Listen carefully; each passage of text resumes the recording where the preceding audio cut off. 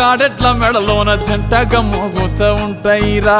నాగలి భుజాన పెట్టుకుంటే దోస్తులు చెయ్యేసినట్టేరా కొట్టు గోదా పక్కన ఉంటే కొండంత బలగం ఉన్నట్టురా చల్లగాలి మోసుకొచ్చెరా సేను శిలకల ముచ్చట్లు దారి పొడుగు సెట్ల కొమ్మలా రాలుతున్న పూల సప్పట్లు గట్టి మోపులు కాల్వ కట్టులు చెమట సుక్కల్లో తడిసిన ఈ మట్టి గంధాల